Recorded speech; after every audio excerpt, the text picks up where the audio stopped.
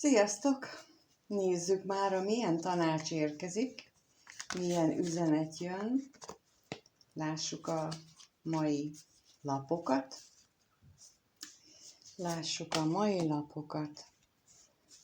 Elsőként kijött a nap, a botok négyes és a kelyhek lovagja. Ezek a lapok azt mondják nekem, hogy ne becsüljük alá az apró kis gesztusokat, amelyeket megtapasztalunk az életünkben, mert ezek felvidíthatnak bennünket, jó érzést okoznak, és harmóniát tudnak teremteni a lelkünkben. És úgy tudják felvidítani és napossá tenni az életünket, hogy tulajdonképpen nem is vesszük észre.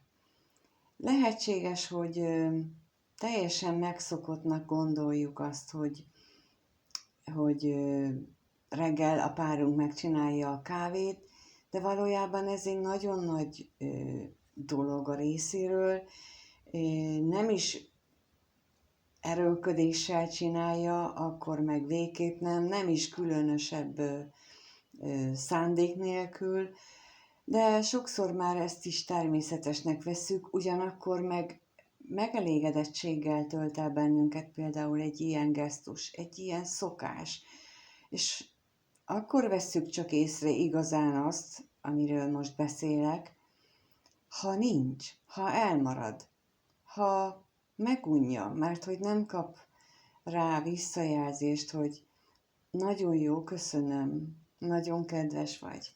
Tehát a mai lapok nekem elsőre ez jön, hogy vegyük észre a pici, apró gesztusokat is, és ettől mi magunk is jobban fogjuk érezni magunkat. Kisüt nálunk a nap, de lássuk, hogy esetleg kapunk-e hozzá valamilyen kiegészítő információt, például a napra.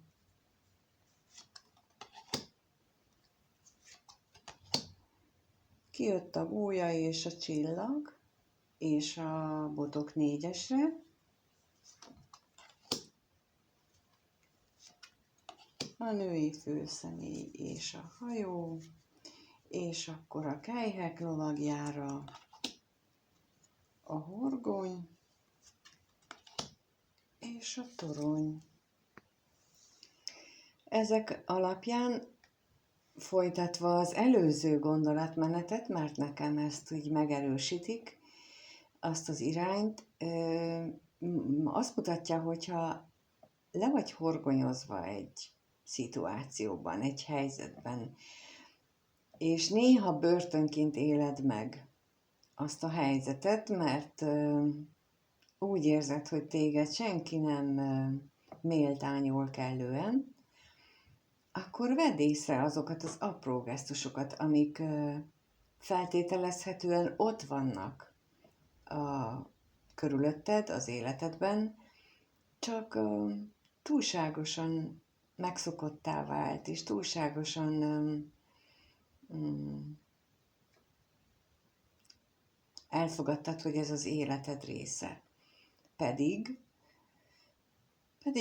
nem kell mindent készpénznek venni, ami történik, hiszen történhetne másképp. És ha ebből a szemszögből szemléled, hogy egy dolog történhetne másképp is, hogy lehetne másképp rosszabb is, akkor könnyebben meglátja az ember a jót, és ki tudja saját magát szabadítani ebből a toronyból, és nem kell a királyfira várni a fehér lovon, mert hogy jön, úgy tűnik, tehát a nap arra kijött a gólya és a csillag, ami azt jelenti, hogy egyfajta gyógyuló változás indulhat be az életünkben, és ez egy újdonság erejével fog hatni, újdonságot hoz, boldogító, pozitív, napfényes újdonságként jelenik meg, és kifejezetten a női főszemély, tehát egy nő néző, vagy ha nem nő, vagy a férfi, akkor az a nő, aki számodra sokat jelent, az ő életében ez nagyon pozitív fordulatot fog hozni, elég hosszú távon hozza ezt a pozitív fordulatot, és válhat harmonikusabbá, kellemesebbé az élete.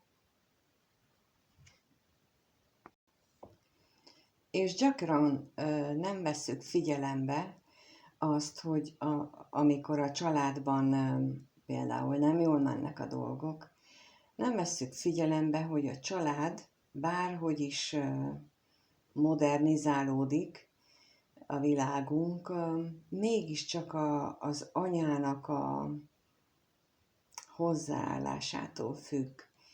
És hogyha ezek a pozitív, napsütéses változások bekövetkeznek annak a nőnek az életében, aki esetleg éppen egy családanya, vagy nagyanya, vagy tehát a családban jelentős szerepet tölt be, akkor ő meghatározza azt, hogy annak a családnak milyen a közérzete, mindenkinek.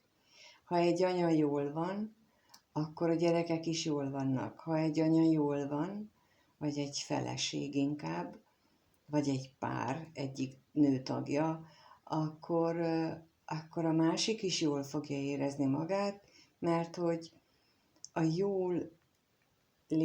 jól lét állapotában létező nő az egy melegséget, egy szeretetteli környezetet hoz létre maga körül, olyan, mintha egy ilyen napfényes fényburgot kreálna a szerettei köré, és ezt csak az ő hozzáállása tudja elrontani azzal, hogyha túlságosan belemerül a dolgoknak a negatív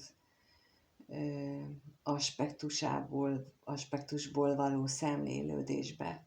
Úgyhogy ez a mai üzenet nekem erről szól, hogy ha a családodnak a boldogságát szeretnéd emelni, akkor vedd észre az apró gesztusokat, amit a környezeted nyújt feléd, és ez töltsön el téged napfényes, boldog érzésekkel, találd meg magadban az összhangot, a harmóniát, és sugározd ki feléjük, és ettől mindenki boldog lesz. És ez nem könnyű megtenni, nem könnyű kijönni a saját kis zárt falaid mögül, de érdemes kísérletet tenni rá. Köszönöm, ha itt voltál, megnéztél, és minden jót kívánok mindenkinek. Sziasztok!